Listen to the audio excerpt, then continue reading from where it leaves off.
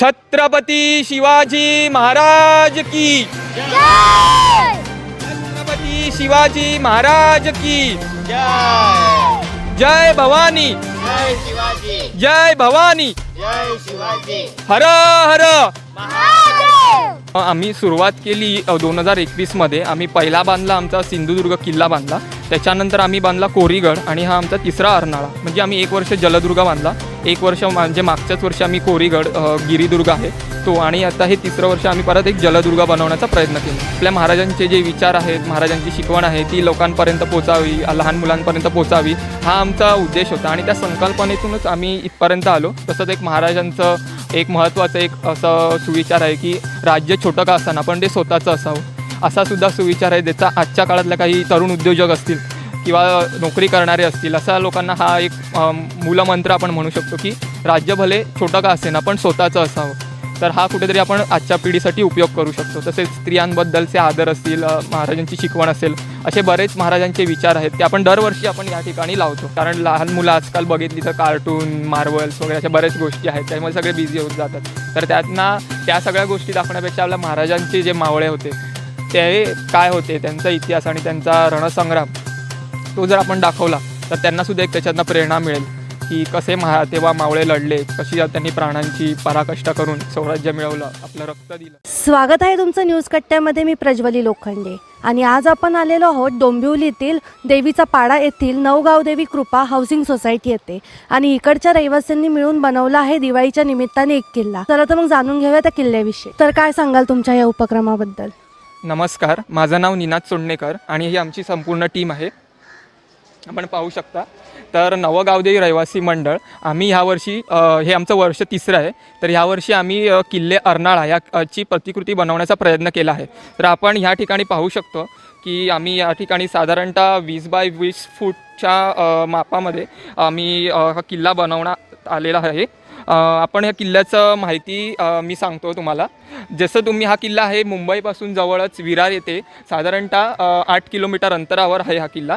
त्याच्यानंतर आपण ज्या किल्ल्यावर जायचं असेल तर आपल्याला विरार स्टँडपासून एसटीने जाऊ शकतो आणि त्याच्यानंतर आपल्याला फेरी बोटनी आपण ह्या किल्ला हा बेट आहे, अर्नाळा बेट आहे, त्या बेटावर आपण पोचू शकतो. तर आपण जसं बेटावर पोचाल तेव्हा आपण थोडंसं 5 मिनटं चालल्यानंतर आपल्या किल्ल्याचा मुख्य जो दरवाजा आहे, महादरवाजा, तेथे आपण पोचतो. किल्ल्याचा मुख्य दरवाजा आहे तो उत्तर दिशेला आहे. त्याच्यानंतर आपण किल्ल्याच्या आतमध्ये गेलात तर आपल्याला साधारणतः मी ते काही फोटो लावलेले आहेत, आम्ही ह्या किल्ल्यावर भेट दिली आहे त्याप्रमाणे तुम्ही पाहू शकता. जेव्हा आपण प्रवेशद्वार पाहतो इकडे आपण पाहू शकता की ह्या किल्ल्याचं प्रवेशद्वार साधारणतः अशा प्रकारे दिसतं आणि त्याच्यावर काही हत्ती आणि सिंह याचं नक्षीकाम कोरलेलं आहे, त्यामुळे आपल्याला एक नक्षीकलेचा उत्तम नमुना या ठिकाणी पाहायला मिळतो. तसं आपण किल्ल्याच्या आतमध्ये गेलात तर आपण इथे पाहू शकता एक गोल घुमटासारखं असं एक आपल्याला वास्तू पाहायला मिळते. तर इकडे आपण स्थापत्य मुघल शैलीचा आपण इथे उत्तम नमुना आपल्याला त्या ठिकाणी पाहायला मिळतो. त्याच्यानंतर आपण किल्ल्याच्या आतमध्ये जरी आपण प्रवेश केला आणि आपण किल्ल्याच्या थोडं पुढे आलो आतमध्ये येऊन, तर आपण जर मागे वळून पाहिलं तर आपल्याला साधारणतः अशा प्रकारचा परिसर आपल्या नजरेस पडतो. ठीक आहे. आता त्याच्यानंतर मी तुम्हाला अजून काही वास्तू किल्ल्याच्या दाखवतो. त्याप्रमाणे आपण पाहू शकता किल्ल्यापासून थोडं आतमध्ये गेलो की आपल्याला एक उद्ध्वस्त राजवाडा पाहायला मिळतो. आजही आपण जर किल्ल्यावर गेलात तर तिथे साधारण तुम्हाला अवशेष पाहायला मिळतील. पूर्णपणे त्याचे अवशेष आता आहेत, पूर्ण किल्ल्याचं थोडं नुकसान झालेलं आहे. आणि त्याच्या थोडं पुढे गेलं की आपल्याला एक दर्गा पाहायला मिळतो. दर्ग्याचा आत्ताचा फोटो मी तुम्हाला तिथे लावलेला आहे, आपण पाहू शकता त्या ठिकाणी. या ठिकाणी हा दर्गा आहे, आजही ह्याचं नवीन बांधकाम करण्यात आलेलं आहे. तर हा दर्गा. त्याच्यानंतर आपण थोडं पुढे गेल्यानंतर किल्ल्याच्या पश्चिम बाजूला एक अष्टकोनी विहीर आहे. त्या विहीर ही एक वैशिष्ट्यपूर्ण किल्ल्यामध्ये एक विहीर आहे, जेथे गोड्या पाण्याची विहीर आहे, परंतु हे पाणी पिण्यायोग्य नाही आहे, परंतु इतर कामांसाठी इकडचे गावकरी लोक ह्याचा उपयोग करतात. तसेच त्याच्या बाजूला एक महादेवाचं मंदिर आहे, याचीसुद्धा पुनर्बांधणी झालेली आहे, आपण तिकडे जाऊन पाहू शकता. त्याच्याबरोबर समोर एक गणपतीचं मंदिर, एक भवानी मातेचं मंदिर आपण इथे पाहू शकता. मी त्याचा फोटो लावलेला आहे. गणपती मंदिर आणि भवानी मंदिर इकडे दोन बाजूला आहेत. अजून एक वैशिष्ट्य म्हणजे या किल्ल्यामध्ये एक नित्यानंद महाराज आहेत पोते, त्यांच्या पादुकासुद्धा या किल्ल्यांवर आपण पाहू शकता तिथे आहेत. तटबंदीच्या खाली एक खोली आहे, तिथे नित्यानंद महाराजांच्या पादुका तिथे ठेवलेल्या आहेत. तसेच आपण किल्ल्याच्या पूर्वेकडे पाहिलं तर एक दत्ताचे मंदिर आपण पाहू शकतो. ते दत्ताचं मंदिरसुद्धा पुनर्बांधणी करण्यात आलेलं आहे, ते आपण तिकडे पाहू शकतो. त्याच्यानंतर या किल्ल्याचं अजून वैशिष्ट्य सांगायचं झालं तर किल्ल्यावर मुख्यतः 3 बुरुज आहेत. एक म्हणजे गणेश बुरुज, हे गणेश बुरुज आहे किल्ल्याचं. इथून एक मार्ग आहे, तिकडून आपण खाली प्रवेशद्वारापाशी जाऊ शकतो. त्याच्यानंतर एक दुसरा बुरुज आहे, आपण अष्टकोनी विहीर आहे त्याच्याबरोबर समोर जो बुरुज दिसतो आपल्याला अष्टकोनी विहिरीच्या समोर, तो चौकोनी बुरुज आहे, ज्याचा आकार साधारणतः चौकोनी असा स्वरूपाचा आहे, म्हणून त्याला चौकोनी बुरुज असं म्हटलं जातं. तर ते एक बुरुज झालं. आणि त्याच्यानंतर एक बुरुज आहे तो हनुमंत बुरुज किंवा सुट्टा बुरुज. या ठिकाणी आपण पाहू शकता किल्ल्यापासून साधारणतः 550 मीटर अंतरावर असलेला हा बुरुज आहे. त्याला हनुमंत बुरुज किंवा सुट्टा बुरुज असं म्हणायचे आणि ब्रिटिश लोक त्याला मार्टेलो टॉवर म्हणून सुद्धा संबोधलं जायचं. तर ह्या बुरुजाचा मुख्यतः वापर चहूबाजूंनी लक्ष ठेवण्यासाठी, शत्रूवर नजर ठेवण्यासाठी हा वापर होत असे. तसेच ह्या किल्ल्याचा आपण जर इतिहास जाणून घ्यायचा प्रयत्न केला तर ह्या किल्ल्याचा असा इतिहास आहे, हा साधारणतः 1516मध्ये ह्या किल्ल्याची निर्मिती करण्याची सुरुवात झाली. गुजरातचा सुलतान मेहमूद बेगडा यांनी या किल्ल्याचं निर्माण बांधण्यास सुरुवात केली. आणि हा किल्ला बांधून झाल्यावर साधारणतः 1530मध्ये पोर्तुगीजांनी हा किल्ला जिंकून घेतला. त्याच्यानंतर 1530 ते 1737पर्यंत हा किल्ला साधारणतः आपण पाहू शकता तर 200 वर्ष हा किल्ला हा पोर्तुगीजांकडेच होता. आणि 200 वर्षांच्या अखंड कारकिर्दीनंतर 1737मध्ये बाजीराव पेशवे आणि त्यांचे भाऊ चिमाजी अप्पा यांनी हा किल्ला जिंकून आपल्या स्वराज्यात मिळवून घेतला. तेव्हा साधारणतः 2000हून जास्ती मावळे आपल्या हाताशी घेऊन त्यांनी हा किल्ला मराठ्यांच्या साम्राज्यात परत आणला. आणि मग 1739मध्ये ह्या किल्ल्याची पुनर्बांधणी, जे अवशेष जे नुकसान झालं आहे त्याची पायाभरणी परत करण्यात आली. त्याच्यानंतर असं म्हटलं जातं साधारणतः 1800च्या सुमारास 1802च्या सुमारास इंग्रज आणि मराठ्यांमध्ये जो तह झाला तेव्हा हा किल्ला इंग्रजांनी जिंकून घेतला आणि तेव्हा आपले 100हून जास्ती मावळे हे धारातीर्थी पडले. तर हा आपला या किल्ल्याचा इतिहास. आणि ह्या किल्ल्यात आजही पाहायला गेलात तर साधारणतः आजूबाजूला 300 ते 400 कोळी लोकांची वस्ती आहे. आणि किल्ल्यांवर अजून बाकी बराचसा प्रदेश हा आजकाल शेतीसाठी वापरला जातो. आजही आपण गेला तर वेगवेगळ्या भाज्यांची, वेगवेगळ्या फळांची शेती आपण आजही किल्ल्यात पाहू शकतो. तसं या किल्ल्याचं आपल्याला जर बघायला गेलं तर साधारणतः 4 हेक्टरमध्ये हा किल्ला पसरलेला आहे आणि 10 मीटर उंच अशी तटबंदी आपण ह्या किल्ल्याची पाहू शकतो. त्यामुळे अतिशय उत्कृष्ट प्रत्येक बुरुज आजही उत्तम असा मजबूत आहे. आणि आतमधल्या काही वास्तू आहेत त्या काळानुसार त्याचं नुकसान झालेलं आहे, त्याचे काही अवशेषसुद्धा आपण पाहू शकतो. त्याच्यानंतर ह्या किल्ल्याच्या जेव्हा प्रवेशद्वार आहे तिथे आपल्याला एक सुविचार, आपल्याला एक ओळ आहे ती आपण पाहिली तर त्याच्यावर असं लिहिलं आहे की बाजीराव अमात्य सुमती आज्ञापिले शंकर पाश्चात्यसी वधुनी सिंधू उदरी बांधे त्वरा जंजिरा.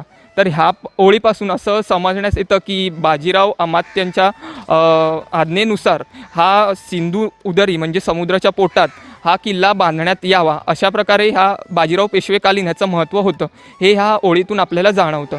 तर हा झाला किल्ल्याचा इतिहास आणि किल्ल्याची माहिती. जसं की तुमचं हे 3रं वर्ष किल्ला बनवायचं, मग ह्याच्या आधी कोणते कोणते किल्ले बनवलेत? आम्ही सुरुवात केली 2021मध्ये. आम्ही पहिला बांधला आमचा सिंधुदुर्ग किल्ला बांधला, त्याच्यानंतर आम्ही बांधला कोरीगड आणि हा आमचा 3रा अर्नाळा. म्हणजे आम्ही 1 वर्ष जलदुर्ग बांधला, 1 वर्ष म्हणजे मागच्याच वर्षी आम्ही कोरीगड गिरिदुर्ग आहे तो, आणि आता हे 3रं वर्ष आम्ही परत एक जलदुर्ग बनवण्याचा प्रयत्न केला आहे. ही संकल्पना कशी सुचली? संकल्पना म्हणजे मी साधारणतः शाळेत असताना लहानपणापासून ते साधारणतः 10वी ते 12वीपर्यंत मी किल्ला घरी बनवायचो. म्हणजे मातीचा नव्हे तर पुट्टे वगैरे काही घरातल्या टाकाऊ वस्तू. तर 10वी-12वीच्या नंतर मी माझ्या मित्रांना सांगितलं की मी असा किल्ला बनवतो, तर आपण आपल्या सोसायटीमध्ये जागा आहे आणि आपण सगळे एकत्र येऊन एक किल्ला बनवूया, छोटा का होईना असं बनवायला घेऊया. तर मग सगळेजण तयार झाले, सर्वांनी उत्साह दाखवला आणि आपल्या महाराजांचे जे विचार आहेत, महाराजांची शिकवण आहे ती लोकांपर्यंत पोचावी, लहान मुलांपर्यंत पोचावी, हा आमचा उद्देश होता. आणि त्या संकल्पनेतूनच आम्ही इथपर्यंत आलो. मग एक किल्ला आमचा 2021मध्ये आम्ही मोठ्या प्रकारात असा बांधायचा प्रयत्न केला, तर तो आमचा यशस्वी झाला प्रयत्न. आणि मग त्याच्यानंतर मग आम्ही ठरवलं की आपण छोटा का होईना, आपल्याला जसं जमेल तसा आपण एक किल्ला छोटा का होईना बनवायचा. तिथपासून आमची तशी सुरुवात झाली. एकंदरीत एक किल्ला बनवायच्या मागे प्रोसिजर काय असते? प्रोसिजर म्हणजे सर्वप्रथम आपल्याला ठरवावं लागतं की कोणता किल्ला बनवायचा आहे. त्याच्यानंतर मग तो किल्ला बनवणं, मग तो किल्ला त्याचं ॲक्च्युअल लोकेशन कुठे आहे, मग ते लोकेशनवर जाऊन समजा आपल्याला जर पॉसिबल झालं तर त्या किल्ल्यावर भेट देऊन येणं, मग तिकडचा इतिहास गोळा करणं, तिकडच्या प्रत्येक ठिकाणांची माहिती गोळा करणं हे सुद्धा महत्त्वाचं असतं. मग ते सुद्धा प्लॅनिंग करावं लागतं. त्याच्यानंतर प्रत्येकाचे शाळा, प्रत्येकाचं ऑफिस किंवा प्रत्येक त्या गोष्टीसुद्धा आम्हाला मॅनेज कराव्या लागतात. कारण दिवाळी आली तर सर्वांच्या बऱ्याच शाळकरी मुलांच्या सामायिक परीक्षा चालू असतात. तर मग त्याचं शेड्यूल, परत किल्ल्यासाठी वेळ, हे सुद्धा मॅनेज करावं लागतं. तसेच काही आता एवढं मोठं सगळं बांधायचं, किल्ला बांधायचं झालं तर थोडं आर्थिक सहाय्य पण लागतं. मग ते सुद्धा बघावं लागतं. आणि बाकी आता दगड, माती, विटा हे साठी पण आम्हाला बाहेरून किंवा कुठे कन्स्ट्रक्शन साईट म्हणा किंवा कुठे कोणाची ओळख, तर त्या गोष्टी सगळ्या प्लॅनिंग करून मग आम्हाला ठरवावं लागते. आणि मग आम्ही सगळी कामं अशी एकमेकांना वाटून देतो की हां, तू हे काम कर, तू ह्या बुरुजावर काम कर, तू माती चाळता. सगळी छोटी छोटी मुलं आहेत, आपण पाहू शकता. तर त्यांना आम्ही ती माती चाळणं वगैरेची छोटी छोटी कामं देतो. आपल्याकडे काही महिला वर्ग आहेत, तर त्यांना सजावटीसाठी आम्ही त्यांना आम्ही सांगतो की तुम्ही घरं किंवा काही रंगरंगोटीचं काम आहे तर ते आम्ही ह्यांना सांगतो. मग ते आम्हाला त्या गोष्टीमध्ये हेल्प करतात. तर त्याच्यानंतर हे जसं की छोटे छोटे झेंडे आहेत, त्याच्यानंतर काही आपण सजावटीचं आहे, परत काही कलरिंग आहे, हे आपण पाहू शकता. तर ते आमच्या सर्वांनी ज्या महिला वर्ग आहे त्यांनी हे केलेलं आहे. ही सर्व छोटी छोटी मुलं आहेत आमच्या सोसायटीमधली. ते सर्वांनी माती चाळण्याचं आणि छोटी छोटी कामं आहेत ती त्यांनी सगळे केले. परत रोजच्या रोज मावळे लावणं, परत रात्री मावळे काढणं वगैरे अशी सगळी कामं ही छोटी मंडळी करत असतात. तुम्हाला कसं वाटलं किल्ला बनवून? बोल. मला खूप चांगलं वाटलं. चांगलं वाटलं. तुमचा अनुभव कसा होता? आता माझं नाव अंकिता. आमचं हे 3रं वर्ष आहे. 3 वर्ष आम्ही थोडी मेहनत ह्यांच्यापेक्षा जरा कमी होती, पण ठीक होती. कामं ऑफिसमधून वगैरे यायचं वगैरे, आणि यांचं थोडंसं असं कलाकुसरचं जे काम असतं ते आम्ही ऑफिसमधून आल्यावर करायचो. म्हणजे संध्याकाळी असा टाईम असायचा आमचा दररोजचा. ते घरून आलो की ते येऊन जरा ते कलर करा, परत काहीतरी क्राफ्ट त्यांचं असतं, घर बनवा वगैरे असं, त्यामध्ये आमची हेल्प होते. एक किल्ला बनवायचा म्हणजे काय खायची गोष्ट नाही, त्याला नक्कीच खूप मेहनत लागते. मग तुम्ही कामं कशा प्रकारे वाटून घेता? आम्ही कामं म्हणजे प्रत्येकाला वेगवेगळं काम असं वाटून दिलेलं होतं. म्हणजे काहींना सजावटीचं, काहींना तट्टबंदीचं, अर्ध्यांना बुरुजांचं किंवा वास्तूंचं, प्रत्येकाला अशी कामं ग्रुप वाईज अशी वाटून दिलेली होती. मग लहान मुलांना माती चाळायचं, मुलींना सजावटीचं म्हणजे घरं बनवायचं, मुलांना तट्टबंदी, बुरुज, वास्तू, म्हणजे जी बारीक बारीक कामं आहेत ती अशी वाटून दिलेली होती सगळ्यांना. किल्ला बनवायची प्रक्रिया कधीपासून चालू करता? किल्ला बनवायची प्रक्रिया साधारण आम्ही दसऱ्यापासून म्हणजे भूमिपूजन करतो, आणि मग त्या रात्रीपासून म्हणजे आम्ही किल्ल्याची आखणी किंवा मग विटा आणणं, माती गोळा करणं, ते सगळं चालू करतो. तुमचा अनुभव कसा होता? नमस्कार, मी श्रेयश राणे. निनाद बोलला किल्ला बनवूया, मग त्याप्रमाणे आम्ही सगळ्यांनी तयारी केली किल्ला बनवायची. आणि महाराजांचा इतिहास हा पुढे चालवायचा, म्हणजे सगळ्या म्हाताऱ्या वयापासून ते वृद्ध आपल्या वयापासून लहान मुलापासून सगळ्यांपर्यंत पोचावं हीच आमची इच्छा होती. नमस्कार, मी पूनम चिकणे. खरं तर खूप छान अनुभव होता की आताच्या जनरेशनमध्ये लहान मुलं ही सध्या मोबाईलमध्ये वगैरेच खेळताना दिसतात.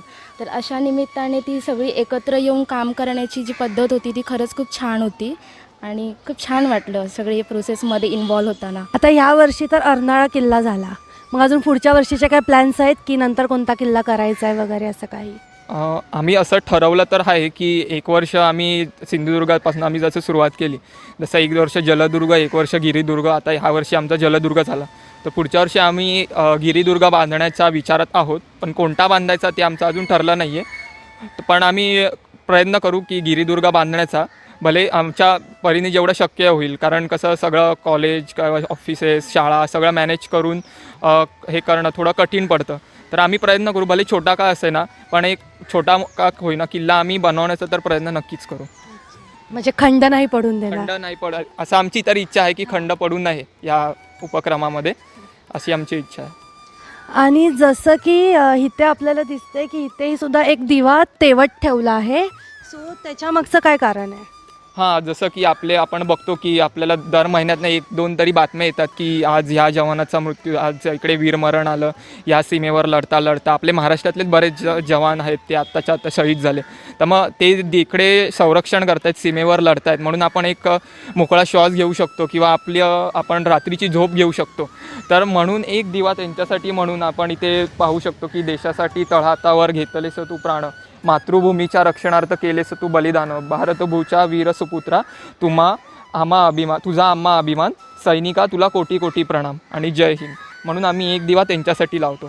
तसंच हा झाला सैनिकांसाठी. आजच्या पिढीमध्ये जर आजचा जो यूथ वर्ग आहे, तरुण वर्ग आहे, तो सध्या भरकटलेला आहे किंवा व्यसनाधीन झालेला आहे किंवा त्याला काय करायचं ते कळत नाही. तर त्यांच्यासाठी सुद्धा आम्ही काही सुविचार आजच्या काळात उपयोगी पडतील आणि महाराजांचे विचार असे दोघांना कुठेतरी एकमेकांशी काहीतरी संदर्भ असेल असे सुविचार आपण त्या ठिकाणी लावलेले आहेत. ते सुद्धा आपण पाहू शकतो तिकडे. सर्वात प्रथम हा सुविचार हा सर्वांसाठीच आहे की जीवनात चांगल्या माणसांना शोधू नका, आधी स्वतः चांगले व्हा आणि कुणीतरी मग तुम्हाला शोधत येईल. तसा हा एक सुविचार आपण इथे लावलेला आहे. त्याच्यानंतर आपण पुढे या. इकडे हल्ली आपण बरेच पाहू शकतो की लोक दारू, सिगारेट, तंबाखू वगैरे ह्याच्या खूप व्यसनाधीन झालेले आहेत. तर त्यांच्यासाठी आपण लावलेलं आहे की दारू, बिडी, सिगार, अफू, गांजा त्यांचा राजा गर्द, लत लागता कित्येक संसार त्यांनी केले बरबाद. तसेच धूम्रपान आपणास हिरो बनवत नाही, ही आपली वाईट सवय आपल्याला झिरो बनवत आहे. त्यामुळे त्वरित थांबवा धूम्रपान, पदरात पडेल जीवनाचे दान. हा एक महत्त्वाचा आजच्या पिढीला उपयोगी असा एक संदेश म्हणू शकतो, एक समाज प्रबोधनाचं आपण कार्य इथे त्या ठिकाणी केलेलं आहे. त्याच्यानंतर हा एक मला असाच सोशल मीडियावर एक मिळालेला एक असा आहे फॅक्ट आहे की यशस्वी आणि अयशस्वी व्यक्ती, म्हणजे आपण असं म्हणतो की सायकोलॉजीनुसार जर एखाद्या व्यक्तीने 500 रुपयांचा शर्ट घातला तर लोकांना वाटतं की त्याची किंमत 5,000 रुपये, पण जर अयशस्वी व्यक्तीने 5,000 रुपयांचा शर्ट घातला तर लोकांना वाटतं की त्याची किंमत 500 रुपये आहे.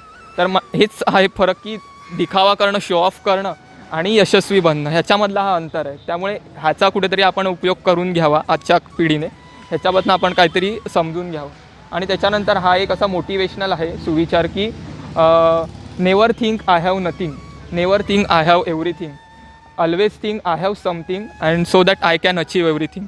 सो एखादा समजा डिप्रेशनमध्ये गेलेला माणूस आहे किंवा एखाद्याला काय करावं आयुष्यात काही समजत नसेल, काहीच सगळं हरवून बसलं असेल, तर त्याच्यासाठी अशा लोकांसाठी हा सुविचार आहे. जसं की महाराजांनी 16 वर्षापासून तोरणा जिंकला, त्यांनासुद्धा अनेक संकट आली पण त्यांनी कधी हार मानली नाही. त्यांनी आपलं स्वराज्य उभं केलं एवढ्या कमी वयात आणि एवढं सगळं आपलं स्वराज्य, मराठा साम्राज्य कुठच्या कुठे नेऊन पोचलं, 7 समुद्रापार, अटकेपार झेंडे लाव आपण असं म्हणतो. तर त्यांच्याकडनं हीच असे काही सुविचार आहेत जे आजच्या काळामध्ये आपण त्याचं अवलंबन करू शकतो. तसंच एक महाराजांचं एक महत्त्वाचं एक असं सुविचार आहे की राज्य छोटं का असावं पण ते स्वतःचं असावं, असा सुद्धा सुविचार आहे ज्याचा आजच्या काळातल्या काही तरुण उद्योजक असतील किंवा नोकरी करणारे असतील अशा लोकांना हा एक मूलमंत्र आपण म्हणू शकतो की राज्य भले छोटं का असेना पण स्वतःचं असावं.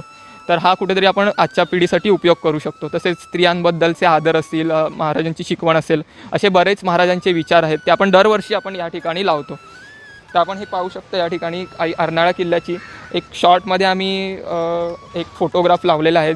एक हा ड्रोन व्ह्यू आहे, साधारणतः आपल्याला असा किल्ला दिसतो आणि त्याचं एक शॉर्टमध्ये बांधकाम, त्याचं स्थान, त्याची उंची, त्याच्या वास्तुकलेचं जसं मी मगाशी बोललो त्याप्रमाणे मुघल स्थापत्यशैली आहे आणि हा किल्ल्याचा प्रकार जलदुर्ग आहे.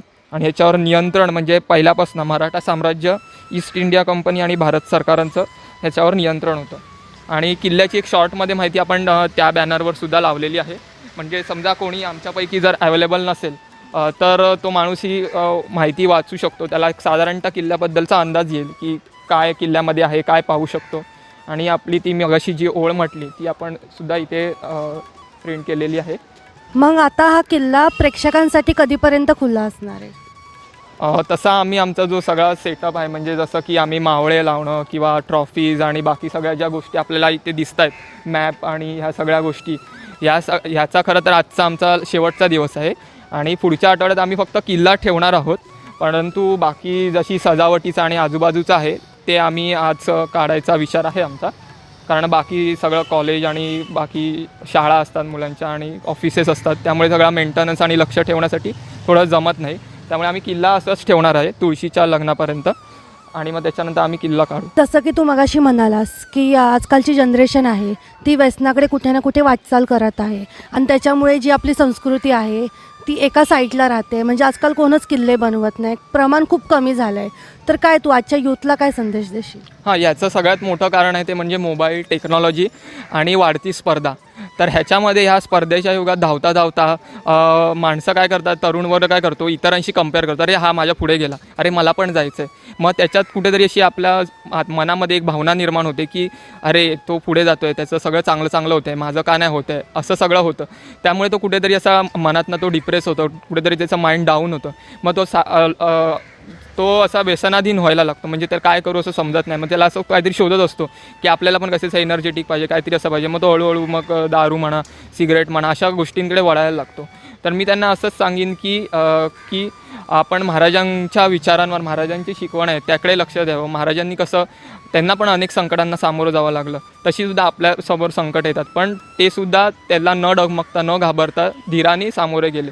आपल्या मनात जर इच्छा असेल, आपल्या मनात चिकाटी जिद्द असेल, तर आपण कोणतेही जी कठीण परिस्थिती असेल त्याच्यावर मात करून आपण पुढे जाऊ शकतो. आणि आजच्या तरुण पिढीला कसं मोबाईल वगैरे ह्या गोष्टी तर ठीक आहे, आपल्याला काळानुसार बदलावं लागतंच, पण त्याचप्रमाणे आपण ही जी संस्कृती आहे, जसं की किल्ले बांधणे म्हणा किंवा असे आपण उपक्रम राबवतो, जी आपली संस्कृती परंपरा आपण टिकून ठेवतो, त्या ह्याच्यामध्ये पूर्ण म्हणत नाही की पूर्णपणे एकदम आपण सहभागी व्हा, पण त्याला थोडाफार हातभार लावला तर ते सुद्धा खूप महत्त्वाचं ठरू शकतं. तसेच गड संवर्धन आहे. आपण इतर ठिकाणी पिकनिक स्पॉटला जाता किंवा असं इकडे तिकडे रिसॉर्टला म्हणा, इकडे टाईमपास पार्ट्या वगैरे करता. हां, म्हणजे आजकालची तरुण पिढी आहे की असं आता कुठे समजा म्हटलं की बाहेर जाऊया, तर कुठे जाऊया, तर असं म्हटलं की हां चल इकडे जाऊया, ह्या रिसॉर्टवर जाऊया, या हॉटेलमध्ये जाऊया, या पार्कमध्ये जाऊया.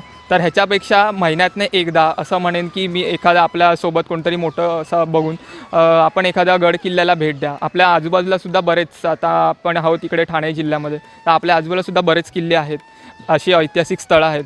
तर तिथे जाऊन आपण भेट द्या, तिकडचा इतिहास जाणून घ्यायचा प्रयत्न करा आणि अशा ठिकाणी जास्ती वेळ घालवा, जेणेकरून तुमचा एक बाहेर फिरणंसुद्धा होईल आणि आपल्याला इतिहासाची जी माहिती आहे, महाराजांची जो इतिहास आहे त्याचीसुद्धा आपल्याला माहिती होईल. आणि ती एक नवीन इकडे गेल्यावर, एखाद्या गडावर गेल्यावर एक वेगळी ऊर्जा निर्माण होते, एक वेगळा आपल्याला उत्साह निर्माण होतो की इतिहास खरा आपण जगतो तिथे गेल्यावर. तर ते एक महत्त्वाचं आहे, कारण लहान मुलं आजकाल बघितली तर कार्टून, मार्वल्स वगैरे अशा बऱ्याच गोष्टी आहेत, त्यामुळे सगळे बिझी होऊन जातात. तर त्यांना त्या सगळ्या गोष्टी दाखवण्यापेक्षा आपल्या महाराजांचे जे मावळे होते ते काय होते, त्यांचा इतिहास आणि त्यांचा रणसंग्राम तो जर आपण दाखवला तर त्यांनासुद्धा एक त्याच्यातनं प्रेरणा मिळेल की कसे तेव्हा मावळे लढले, कशी त्यांनी प्राणांची पराकाष्ठा करून स्वराज्य मिळवलं, आपलं रक्त दिलं. तर ते मुलांना आपल्या दाखवलं, लहान लहान मुलांना. आणि अजून किल्ल्यावर जाण्याची संख्या वाढवावी हीच आमची इच्छा आहे की लहान मुलांनी अजून किल्ल्यावर जावं, जेणेकरून त्यांना इतिहास समजेल. हेच मी सांगू शकतो सर्वांना. छत्रपती शिवाजी महाराज की जय छत्रपती शिवाजी महाराज की जय जय भवानी, जय शिवाजी, जय भवानी, जय शिवाजी. हर हर महादेव, हर हर. महादेव. धन्यवाद. धन्यवाद. थँक्यू सो मच इथे इन्व्हाइट केल्याबद्दल. आणि खरंच खूप छान वाटलं किल्ल्याला भेट देऊन. ॲक्च्युली आजकाल म्हणजे असं बघायलाच भेटत नाही. आणि तुम्ही जे डिटेलिंग केलं आहे ना, म्हणजे समुद्राच्या मध्ये आहे म्हणून समुद्र, इकडे जो किल्ल्याचा नकाशा आहे, जो मॅप दिला आहे, ते खरंच वाखाणण्याजोगं आहे. So thank you so much. तर तुम्हाला यांचा हा उपक्रम कसा वाटला हे आम्हाला कमेंटमध्ये सांगायला विसरू नका. व्हिडिओ आवडल्यास व्हिडिओला लाईक करा, शेअर करा आणि चॅनलला सबस्क्राईब करायला विसरू नका.